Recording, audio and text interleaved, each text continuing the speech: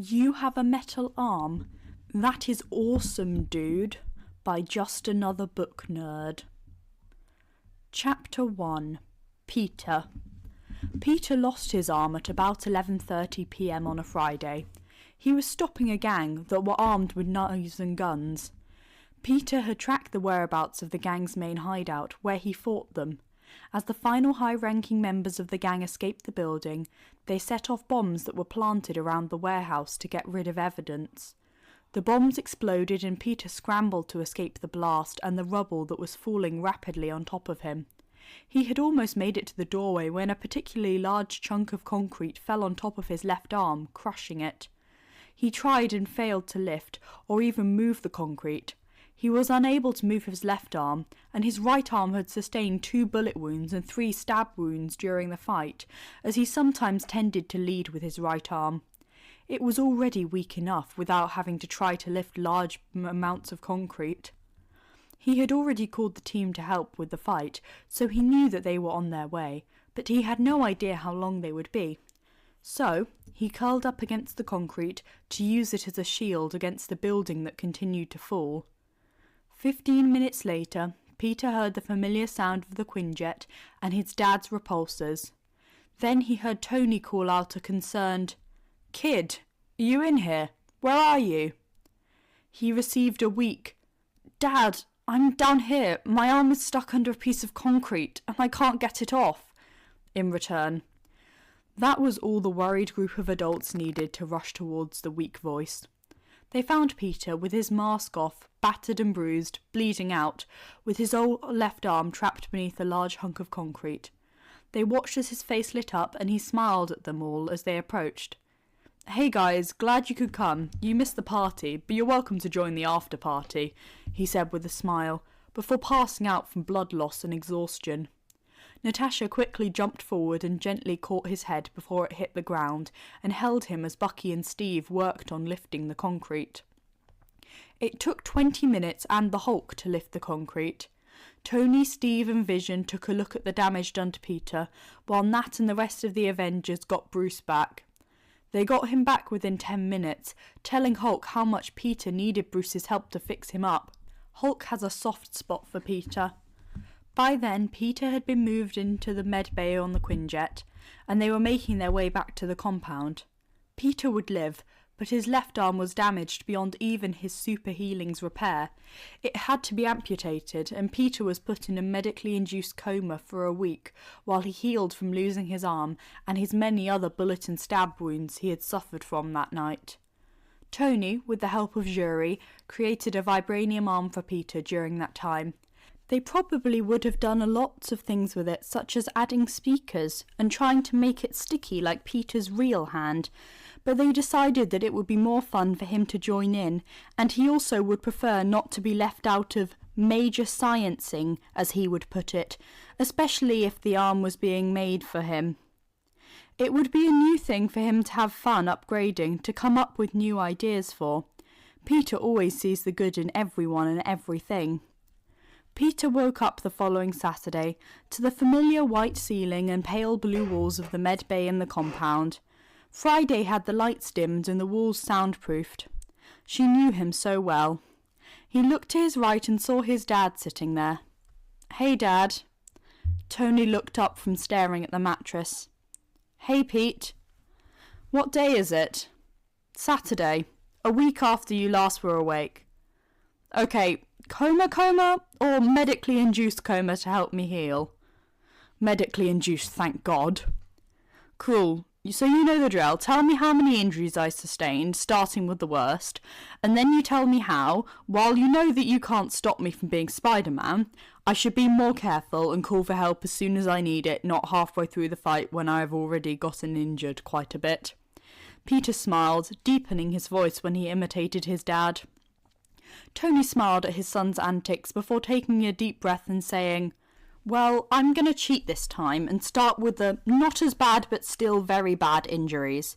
You had 7 stab wounds, 8 bullet wounds, bruised ribs and some internal bleeding.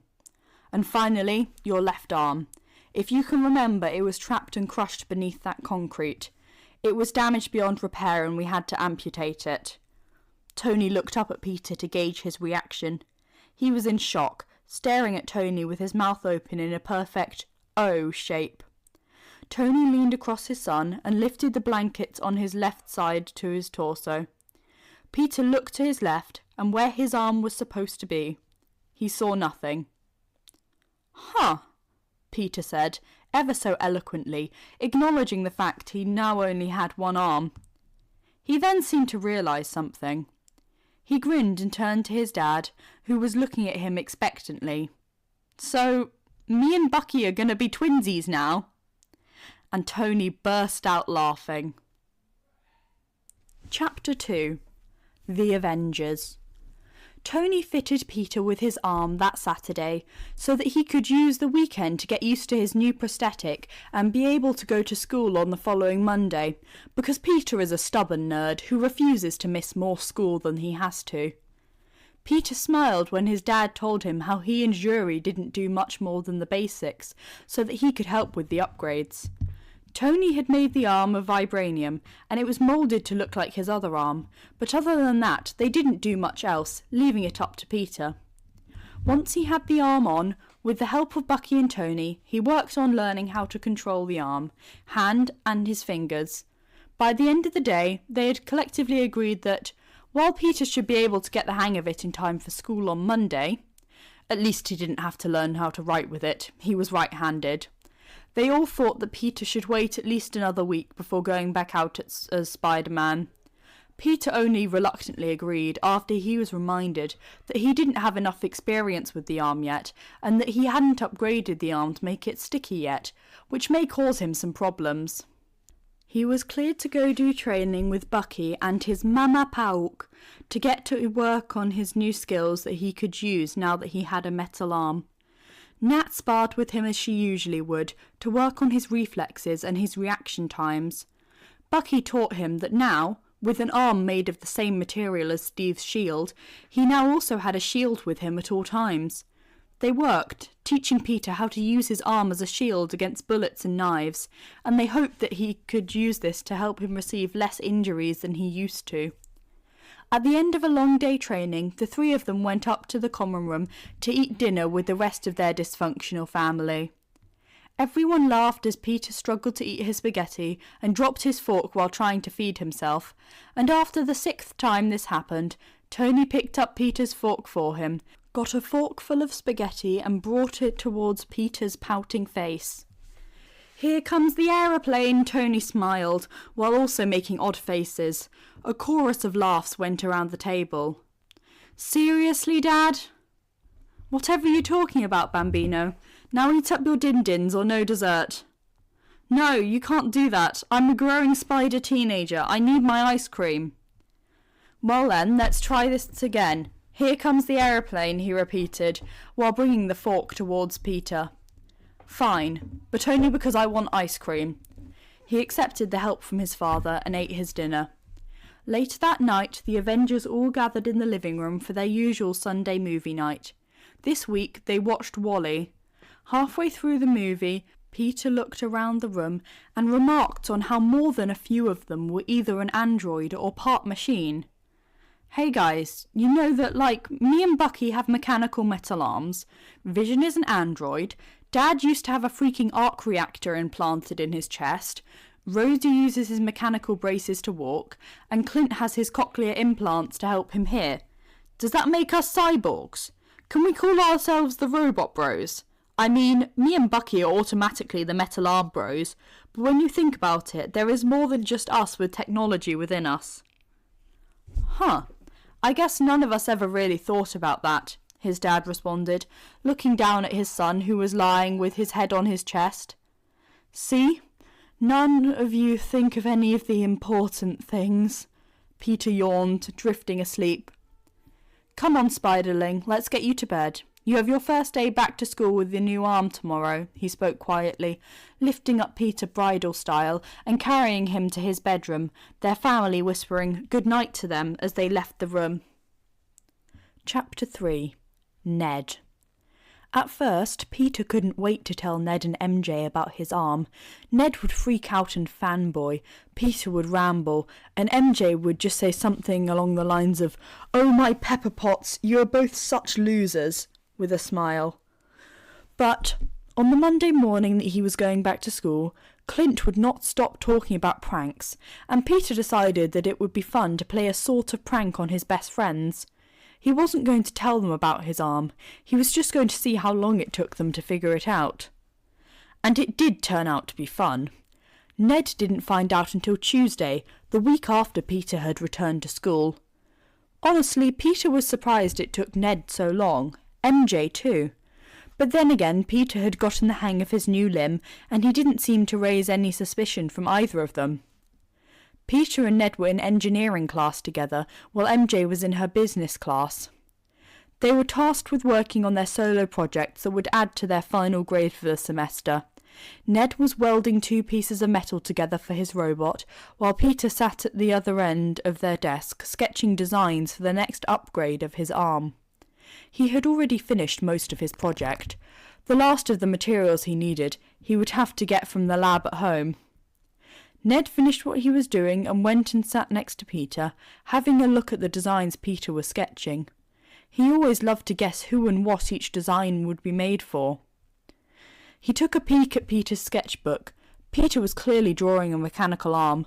Not many details or ideas had been added yet, but the word vibranium stuck out to him on the paper. A vibranium arm. Wow! "Oh my God, is that for Sergeant Barnes?" he asked excitedly, as a rhetorical question, because none of the other Avengers had vibranium left arms, did they? Peter turned his head to face his friend, grinned and said, "Nope," popping the P. "What? But none of the Avengers have metal arms, do they?" he inquired, confusedly. He had met the Avengers on multiple occasions, and Bucky was the only one with a metal arm. "Well, you're kind of right. None of the other Avengers had metal arms, the last time you visited. Since then, that information became false," Peter stated, with a smirk reminiscent of Loki on his face. "Oh my God, oh my God, oh my God, oh my God! Another one of the Avengers have a metal arm, and you're designing it for them. Oh my God, what happened? Was it aliens? Alien weapons? HYDRA? Just regular thugs? Who is it? Is it—" Ned rambled, hyper with the new information on the Avengers. "Ned!" Peter whisper-shouted, holding both hands out in front of him, cutting his friend off and gaining his attention. "Listen, here's how this is going to work. In a minute I will let you guess 3 times which Avenger you think it is. I promise I will not cheat, and I promise to say yes if you guess correctly. Be glad I didn't let you waste a guess already. If you don't manage to guess within your 3 chances, you can come to the tower after school and I'll tell you there. You can even see the arm. But if you can't figure it out within your 3 guesses, you will have to drop the subject until we are at the tower. Do we have a deal?" Peter smirked, doubting that his friend had any suspicion towards him. And he was right. "Yes. Okay, is it Captain Rogers?" "No." "Sam?" "Not even close." "Your dad?" "Maybe closer, but nope.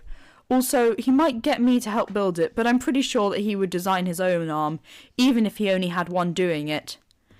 "Yeah, you're probably right. Damn it, I really thought that I would get it with Captain Rogers. But if it's not any of them, is it—" Peter interrupted his friend, waving his left index finger in his face. "No more questions until we are at the tower. You agreed to my terms. Now go back to working on your project, and don't worry, we only have 2 more periods after this." "Fine," Ned grumbled, walking back to where he had abandoned the various bits and pieces of his project. Later, as they both went up in the elevator to the common room, Ned began to start pestering Peter. He was in the tower already. Technically, he wasn't breaking the rule. Peter then asked Friday where everyone was. They were all in the common room, apart from Pepper, who was in her office, and Tony, who was in his lab. "Okay, cool. Thanks, Friday. Can you tell everyone in the common room that me and Ned are on our way up, and I'm going to tell Ned who has got a new metal arm?" "Thank you. Also, Ned, when we go into the common room, the person will be there."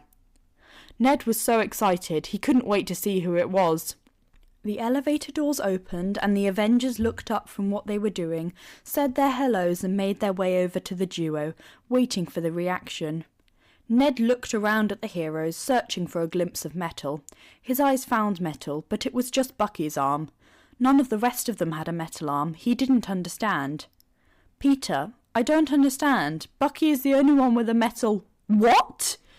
Ned spoke, turning to Peter as he did. He had turned around to see Peter, except Peter had taken off his hoodie and was now wearing just a short-sleeved science pun t-shirt, leaving his arms exposed, and his right hand was holding some sort of skin-coloured glove. And, oh my god, Peter has a metal arm! "Oh my god, oh my god, oh my god, oh my god, oh my god, oh my god, my best friend has a metal arm! My best friend has a vibranium arm! My best friend has a metal arm and managed to keep it a secret from me! My best friend has a metal arm—" "What happened?" Ned rambled, first ecstatic, but finishing concerned for Peter. "Well," Peter launched into an explanation, reassuring Ned when he grew worried, and finished with an offer to help upgrade his arm so that it could stick like his real one so he could get back to being Spider-Man. He was getting there, but an extra pair of hands in the lab could never hurt. "Awesome! Oh, and one more thing. Don't tell MJ. I really want to see how long it takes her to figure it out." "Oh my god, I can't wait to see her reaction." "Me neither, but I doubt it can beat yours." Chapter 4. The Interns and Employees of SI. Peter loved spending time in his lab, with or without company, usually his dad. But Peter also loved spending time downstairs in the labs, helping the interns and employees of Stark Industries. Tony didn't always like it, because "Stop stealing him" and "Peter is mine," but Peter found it funny when he got all pouty. Pepper really liked that Peter genuinely enjoyed helping and liked the employees of SI, and they all liked and respected Peter, despite him being younger than them. She said that he would be a great CEO when he grew up. The employees of SI knew about Peter being Spider-Man. There had been a press conference following a break-in at the tower where Peter used his skills without a mask on. These people were some of the brightest minds in the world. They easily put two and two together. It made things easier for Peter in the tower after that. He could stroll down a corridor on the ceiling, tired, at 10 a.m. on a Saturday, and no one would bat an eye, and he wouldn't have to panic. He could flip onto the ceiling to look at equations, because for some reason that helped him. He could lift heavy materials and machinery for people that may require 6 people to lift. It was a complete win-win situation for everybody. So, when they heard that Spider-Man had been injured badly in a fight, they worried for their mini-boss.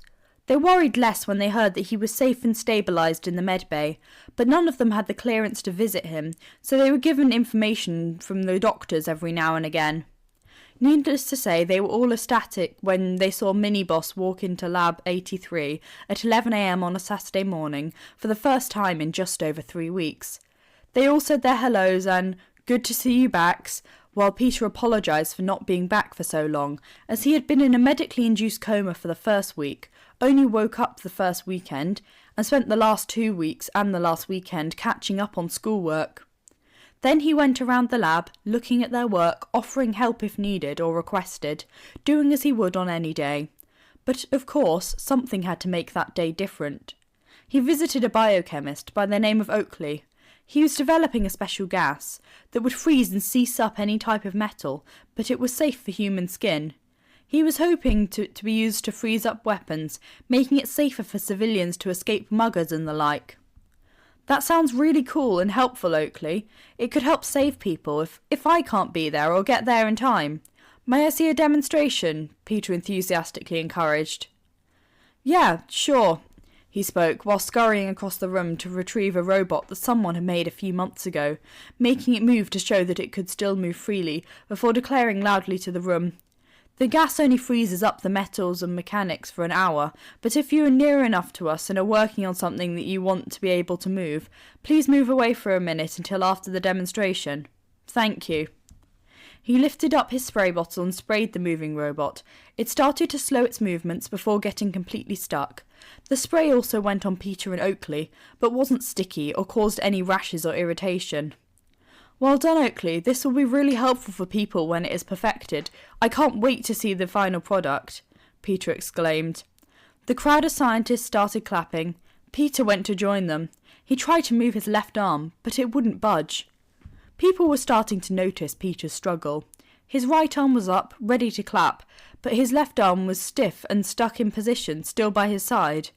They watched as his shoulder moved, trying to shift his arm, but it was not budging. Oakley was starting to worry. Oh no, I'm so sorry. Could this be an effect on your spider DNA? Oh my god, what if you're never able to move your arm again? Will I be fired? Oakley, Peter interrupted. Calm down. I have good news, and a surprise. Just let me speak and leave the questions until the end. Oh, the college student practically whispered. The crowd also looked interested. Okay, so, good news. You don't have to worry about me being able to move my arm ever again. You'll understand why in a minute. More good news. Congratulations, Oakley. You are able to cease up vibranium. Well done.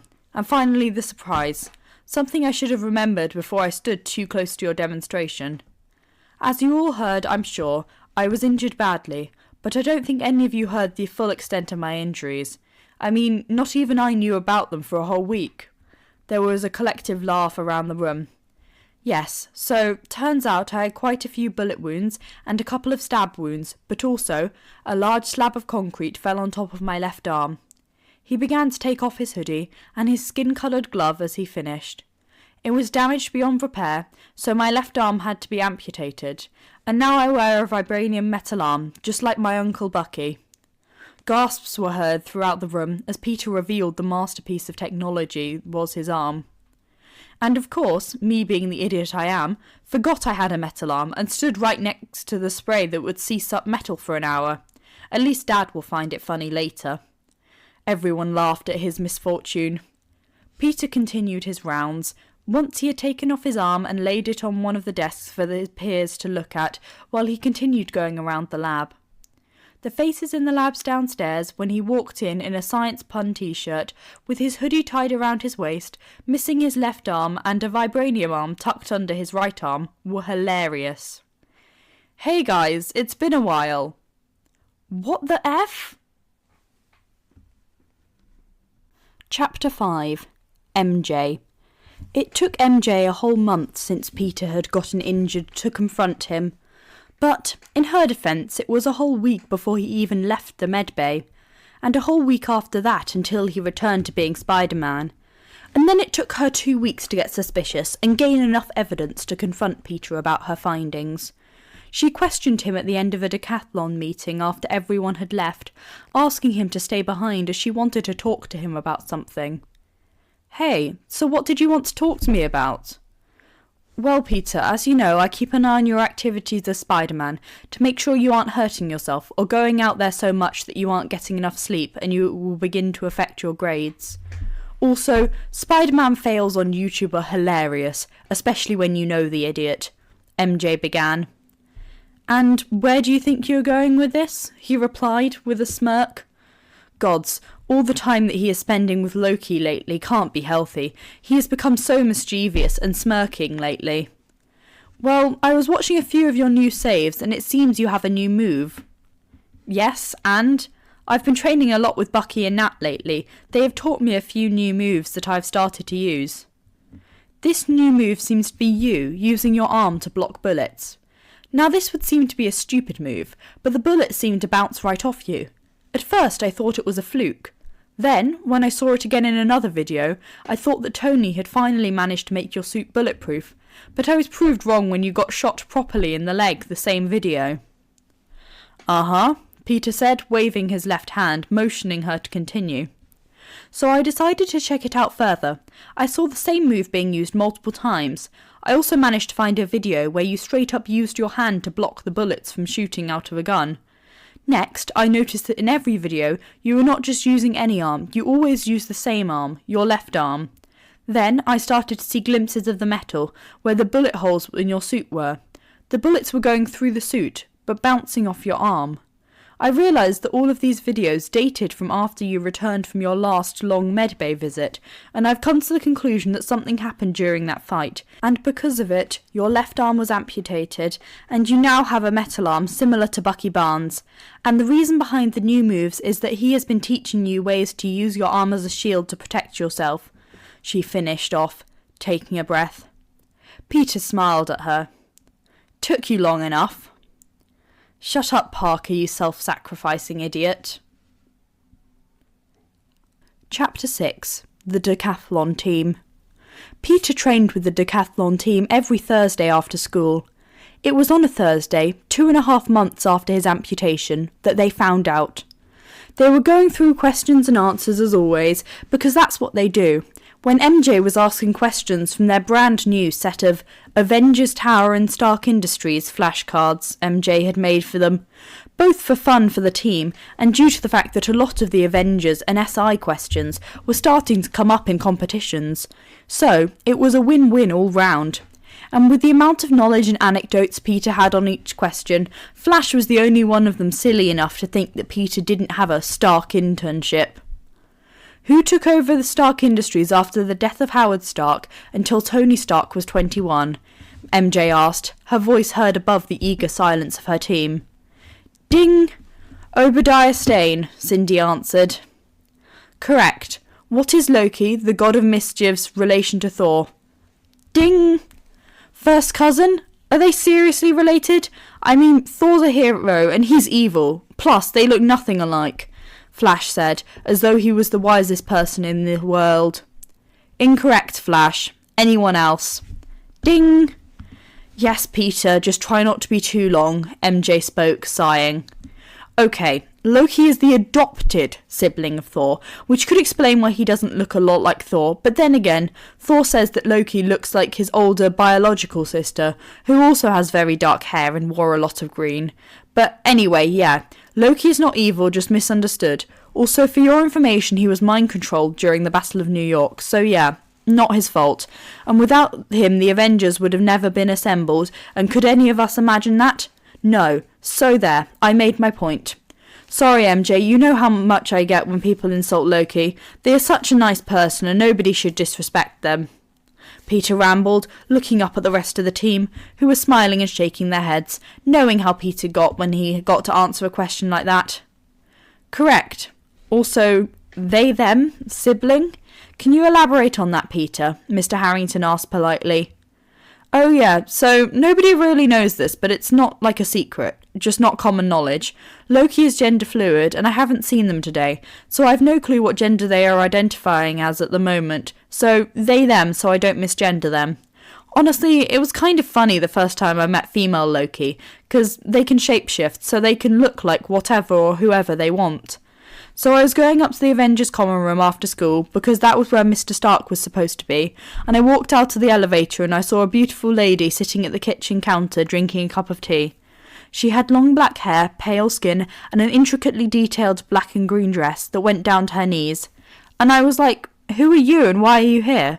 Because I had no idea who this lady was, why she was here, or if she was even allowed up here. She just looked at me and frowned before saying, Do you not recognise me, Lila Edderkop? And then I calmed down and was like, oh phew, it's just you, Loki, because Loki is the only one who calls me that. And yeah, that was the first time I met female Loki. Peter finished his rambling, the team left in awe, apart from Flash, who was pouting in the corner, and MJ was rolling her eyes at him, getting sidetracked, like he always does. Okay, thank you, Peter, for that extra detailed answer. Next question. Name 2 Avengers who have a suit made by Tony Stark, not including himself. MJ questioned, getting everybody to focus on her again. Ding! Spider-Man and War Machine, Flash looked proud to say. Correct. Now, who has a vibranium metal left arm? Ding! Peter! Ned shouted out, forgetting that would not be the answer that MJ was looking for. MJ and Peter burst out laughing. The team and Mr. Harrington were all looking at either Ned or Peter with looks of confusion and shock. Mostly confusion. Ned just realised what he had implied. Oops. Peter looked at his friend and, still laughing, said, Seriously, dude? Ned relaxed, knowing his friend was not angry or annoyed. MJ composed herself, then, completely ready to move on, announced, gaining everybody's attention. "Thank you, Ned, for your answer. I think you have realised at this point that the answer I was looking for was James Buchanan Barnes, also known as Bucky Barnes, the White Wolf or the Winter Soldier. But nonetheless, you were correct with your answer, so well done, even if it wasn't the answer that I wanted." "Wait, what?" Flash, Abe, and a few others yelled. "Did you just say that Ned was correct in saying that Peter has a vibranium left arm?" Abe asked rhetorically. "Why, yes. Yes, I did," the girls smirked, awaiting their reaction. The team burst into chaos at this confirmation. Until Peter shouted over everyone, "Guys!" They all turned to him. "Be quiet and I can explain." They all gathered in front of him. "Do you seriously have a metal arm?" Charles asked. "Yes, Charles, I seriously have a metal arm." "But if you have a metal arm, then why does it look like your real arm and not metal?" Flash questioned rudely, seemingly still not believing. "Well, Flash, you see, Mr. Stark created a special glove for me to wear while I'm at school, to make it seem as though it was a real arm, as though I never lost my original." Flash still looked at him disbelievingly. Then they all watched as Peter pulled his skin off his hand. No, it was the glove he mentioned, and it was taken off to reveal a gleaming, shining, silver metal hand. "See, Flash?" Peter also took off his hoodie, and they could see the full arm in its glory, the muscles shaped to identically match his other arm. As science students, they could all appreciate the craftsmanship of the amazing piece of technology. "How long have you had it?" an amazed Cindy asked. "Well, do you all remember when I was out sick for a week about 2.5 months ago?" They all eagerly nodded. "Yeah, I wasn't sick, but I was in the med bay in Avengers Tower. I was recovering after my left arm had to be amputated." After a short silence, Abe questioned quietly, "Why was it amputated?" "I'd rather not talk about it," Peter answered. It was not said harshly or cruelly, just a calm request for privacy on what they could all presume was probably traumatic. They all nodded in respect. "Wait, so you've been going to school for 2.5 months with a mechanical arm, and nobody noticed the difference?" Sally inquired, shocked. "I mean, I guess, yeah. You all saw for yourself when you didn't know it's there, you don't realise. Also, Mr. Stark had a whole week, with the help of Princess Yuri, to work on my arm. Also, they already had Bucky's arm to base it off of. They just made a basic arm without any upgrades, so that when I woke up from the medically induced coma I was in, I could put it on that day and get used to it enough to go to school on Monday. And I did. And since then, with the help of Mr. Stark and sometimes Yuri too, I have made my own upgrades, including speakers to blare music, lights so it can change colour, a hologram projector and a cooling system, so I don't actually need my phone anymore. And it's all run by my AI, Karen. So, yeah, that's that," Peter explained to his teammates and teacher. "Can you show us all those upgrades?" Flash asked quietly. Yeah, sure, Flash. Okay, let's see. Karen?" "Yes, Peter?" The team and their teacher jumped at the sudden extra voice in the room. "Hey, can you video call Ned?" "Of course, Peter. Calling Guy in the chair." The class were impressed at the AI knowing exactly who to call, despite it not being the contact's name. Almost immediately, Ned's beaming face popped up as a hologram coming from Peter's palm, and Ned showed that Peter could clearly be seen on his own screen too. The team were in awe with the technology that had been right under their noses for months, and they had never even realised. Ugh, it was quite frustrating when you thought about it. Next, Peter said, "End call. Karen, I'm in a blue mood. Could you maybe give me the blue of those 4-colour clicky pens, please?" "Of course, Peter." And lights lit up in his arm in that exact colour. "And could you play any requests?" "Motivating songs for the team, preferably." "Good as Hell" by Lizzo, MJ suggested. "Amazing. Karen, you heard her. Play it at volume level 30, please," Peter asked his AI. And they all danced and had fun making requests before time was up in their meeting, and they all went home, knowing that their friend was a cyborg, but they would bring that fact up at next week's meeting. Chapter 7. Peter's Algebra Class. Mondays are the worst. Waking up to go to school on Monday is the worst. Having a surprise test on a Monday is the worst. And unfortunately for Peter and his class, his algebra teacher decided that she would give them a test in their last period of the day. Peter had had a good morning, considering it was a Monday morning. He woke up on time, he had freshly made pancakes, courtesy of Steve, for his breakfast. He didn't forget anything when he packed his bag, his dad drove him to school, and his second period was a free period. His afternoon seemed like it would be good. He was going to help the interns on level 24 with their latest experiment, and it would be amazing. But no, Ms. Anderson decided that Monday was the best day to give her class a surprise test. Once all the students were in the classroom, she announced, "Okay class, today we'll be doing a test on all that you have learnt in the past month. The test should take up about 40 minutes. You have 10 minutes to study, and while you are all studying I will collect your phones, and I will be giving them back to you at the end of the test." She then stood up and the class got out their books to cram as much information into their heads before the test. Everyone gave up their phones to their teacher as she walked around the room, including Peter. "You have 40 minutes. You can start once I give you your test." She then handed out a test to each person. And the class continued in silence, bar the clicking and scribbling of pens, for 15 minutes, until a loud, yet muffled ringtone of Back in Black played from Ms. Anderson's desk. Everyone in class looked up towards the sound. Peter and all the members of the decathlon team knew that ringtone. Tony Stark had a habit of calling near the end of decathlon practice. Ms. Anderson looked up and clarified, "To whoever owns that phone, I'm afraid that I cannot allow you to answer it until after the test." The ringtone continued for a solid 30 seconds before ringing out. Everyone continued to complete their tests. Less than a minute after the first call, the same ringtone was heard from the drawer.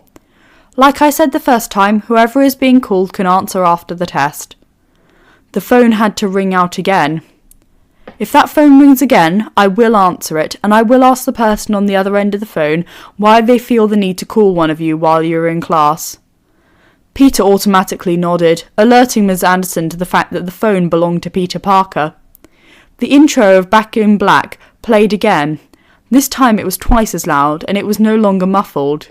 It was coming from Peter. Ms. Anderson stood up and walked to Peter's desk, eyes following her. "Peter, give me the phone so that I can answer it, please," she asked, although she was slightly confused at the fact he seemed to have a second phone with him. "But, Miss Anderson, I already gave you my phone," Peter answered. "Peter, we can all hear the ringing. Give it to me, please." The class nodded in agreement. MJ, Ned and the decathlon team, apart from Flash, had already figured out where the ringing was coming from and were grinning from ear to ear, waiting to see what would happen, apart from MJ. She was just smirking a little. Peter smiled. "If you say so, Miss Anderson." He reached up to his left shoulder with his right hand, closed his hand around his bicep, and twisted his arm 180 degrees. Gasps of surprise and disgust came from almost everyone in the class. Then Peter pulled his arm out of his long sleeve from the hand. The class and teacher watched as Peter held a skinny, yet muscular metal arm with realistic-looking hand on the end that was still blaring out AC/DC. He pulled off the glove too, showing the arm that it was a complete metal prosthetic arm that he had been using. Miss Anderson was speechless as Peter handed her his left hand with his right. She stood there silently holding the arm that was still playing Back in Black, even though it had been longer than 30 seconds. "Do you want to answer the call, Miss Anderson?" Peter asked the shocked teacher, smirking. She nodded and Peter spoke. "Karen, answer call." A hologram appeared above the palm of the hand on the arm that Miss Anderson was holding. There were a few awed gasps heard throughout the room. "Hey Pete, just wanted to tell you." "Wait, you're not Peter. Why on earth do you have his arm?" The stunned teacher somehow managed to pull herself together. "I'm Peter's algebra teacher. He is currently taking a test in this class and you rang him. Why do you need to talk to Peter within school hours?" "Well, it's urgent Stark Industries business." "Since when do you care about urgent business?" Peter butted in. The class looked at him incredulously. Peter had just sassed Tony Stark.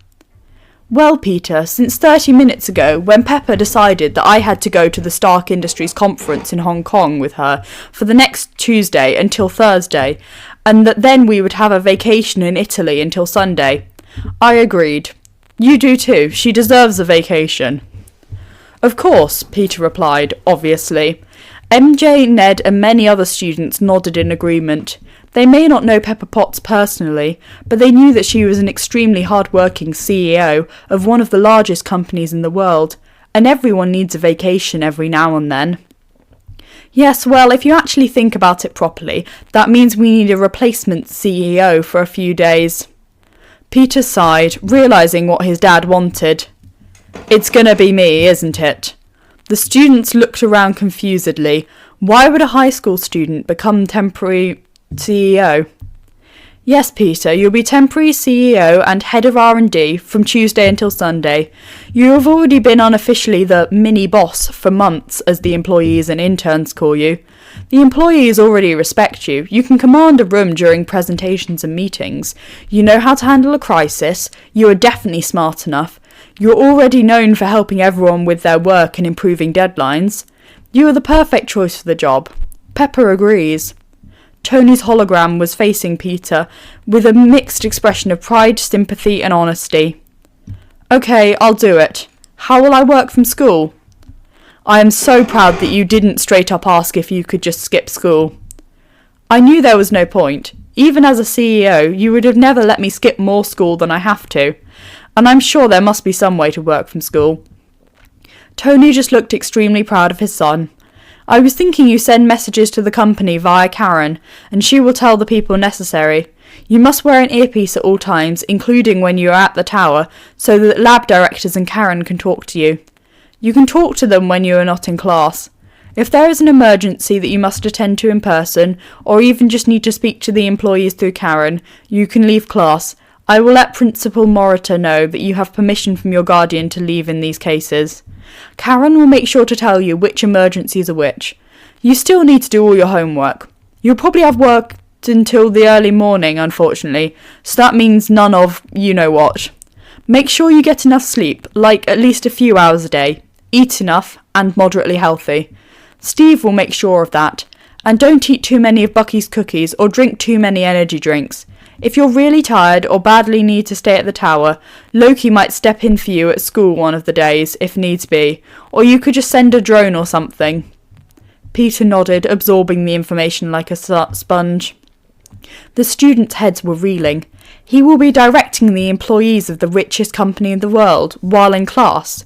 He still has to do his homework. Probably the richest and most powerful man in the world just warned Peter to make sure he got enough sleep. And not to drink too many energy drinks.